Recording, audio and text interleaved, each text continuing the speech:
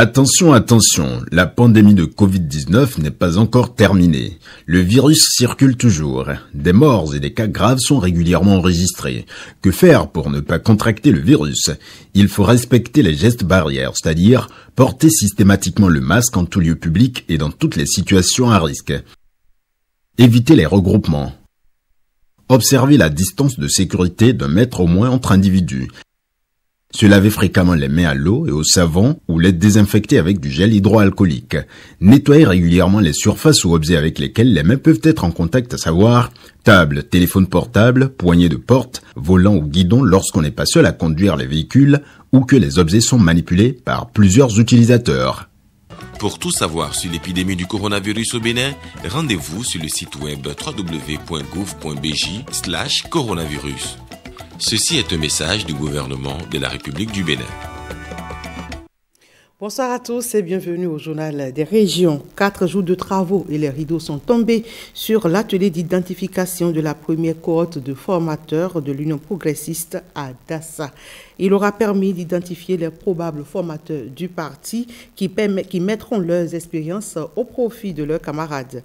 Et l'objectif est la dynamisation du parti pour des localités plus développées partout sur le territoire national. Suivons le point avec Canel Capo et Emerida Quinsoton.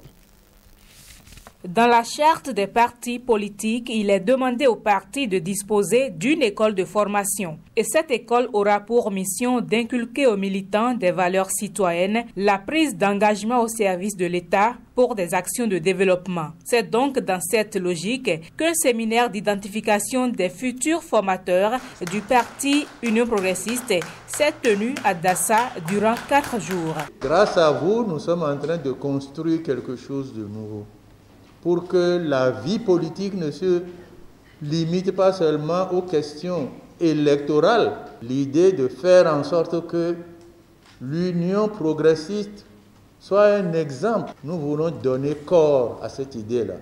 Après l'identification des formateurs, la prochaine étape sera l'élaboration des outils de formation pour passer au renforcement de capacités afin de disposer des pionniers du corps professoral de l'école de formation du parti. L'objectif, c'est que l'Union progressiste dispose des relais de formateurs dans toutes les communes du Bénin afin de lancer véritablement des formations à l'endroit de tous les militants, toutes catégories confondues, pour avoir des militants informés et formés comme le souhaite notre parti, l'Union progressiste. Les acquis de ce séminaire seront bel et bien sauvegardés, a rassuré Bruno Amoussou, le président du parti. Le but étant de jeter les bases de nouvelles stratégies pour mieux relever les défis qui s'imposent au parti Union progressiste. Inauguration d'un module de 3 salles de classe à l'école primaire publique Hula-Vekba dans la commune d'Agbanizou. Un don de l'ONG Sonafa qui vise à offrir de meilleures conditions d'études aux apprenants. L'ONG n'est pas à son premier geste dans la localité. Écoutons Wekenon Tokmonto Messan, il est le président de l'ONG. L'ONG Sonafa sème la joie dans les cœurs à Agbanizou. Préoccupée par les conditions d'études des apprenants de l'école primaire publique Hula-Vekba, elle leur a fait construire un module de 3 salles de classe. Nous, les élèves de l'école primaire publique de Hula-Vekba, vous remercions pour nous avoir offert ce module de 3 classes. L'ONG Sonafa a entamé ses bonnes œuvres de générosité au Bénin en 2004.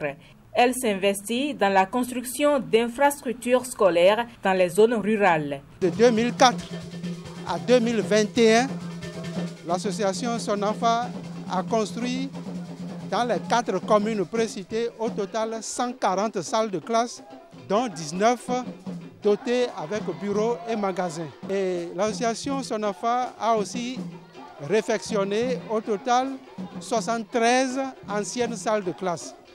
Il y a plus de 1230 tables bancs qu'on a aussi mis à disposition des écoles. Je voudrais enfin remercier tous ces citoyens allemands qui, chaque mois, prennent un peu de leurs revenus pour nous permettre à nous autres de disposer de ces infrastructures.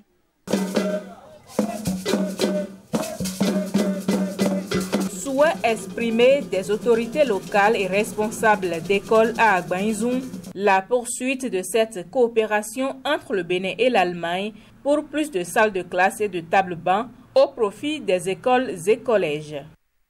Le jeudi 13 mai dernier, les fidèles musulmans de Djougou ont célébré à l'instar des autres musulmans du Bénin l'Aïd el-Fitr ou fête de Ramadan à travers la grande prière sur plusieurs places idi de la ville, dont celle du quartier Irikpe-Ganka. C'était une occasion de prière pour la paix et la prospérité au Bénin. Reportage.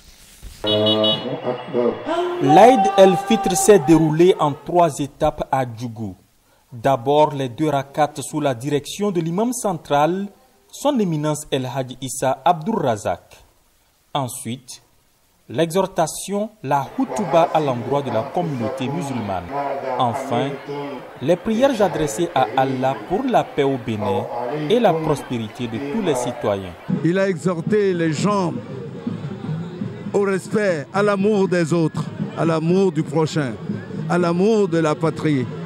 Il nous a exhortés à la discipline républicaine. Il a exhorté tout le monde dans son sermon à la paix. Il a demandé le développement et prié pour le développement de notre pays. Prier pour la santé du chef de l'État et de toutes les autorités.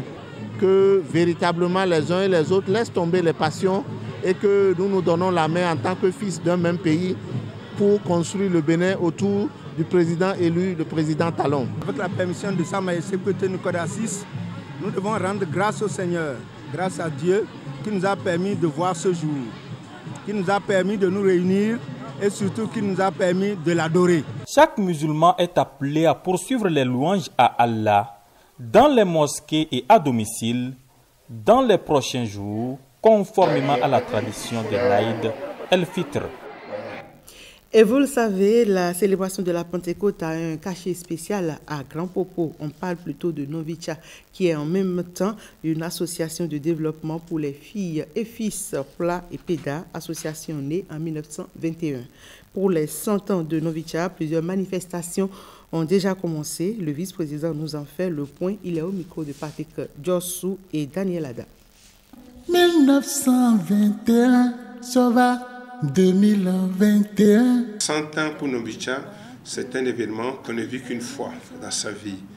Et Novicha a voulu prendre la mesure des choses et a dimensionné les activités à déployer pour cette commémoration-là, mais en intégrant la donnée de la pandémie du coronavirus et en intégrant également la donnée de l'investiture du chef de l'État qui va avoir lieu le jour même de Pentecôte. L'association Novicha, son président Norbert Kassa, avec le bureau, on a élaboré un programme étalé sur plusieurs jours.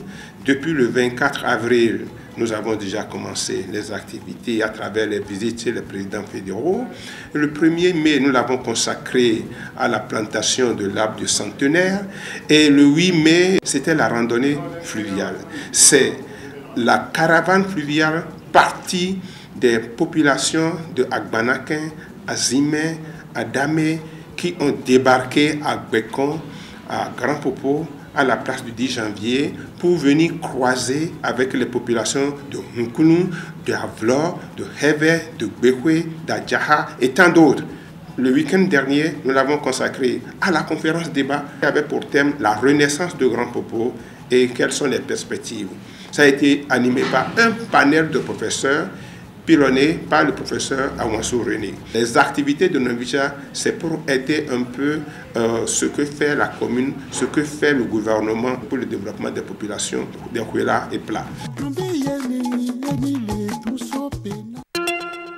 Béninoises, Béninois, la Covid-19 tue lorsque les cas positifs ne sont pas diagnostiqués à temps. Pour éviter d'en être victime, le dépistage précoce est la solution. Il est indispensable d'aller en consultation dès l'apparition du moindre symptôme. Pour rappel, les signes courants qui font penser à la Covid-19 peuvent être la fièvre, la perte du goût ou de l'odorat, l'éternuement, l'écoulement nasal, la toux, l'irritation de la gorge, les difficultés respiratoires, etc. Dès l'apparition de l'un quelconque de ces signes ou de plusieurs à la fois, rendez-vous immédiatement dans l'un des centres de dépistage ouverts sur toute l'étendue du territoire national ou dans un centre de santé ou appelez le numéro vert 136. Pour tout savoir sur l'épidémie du coronavirus au Bénin, rendez-vous sur le site web www.gouv.bj/coronavirus. Ceci est un message du gouvernement de la République du Bénin. Ainsi se referme ce 19h. Prenez le prochain rendez-vous de l'actualité à 20h avec Osias Sonouveau.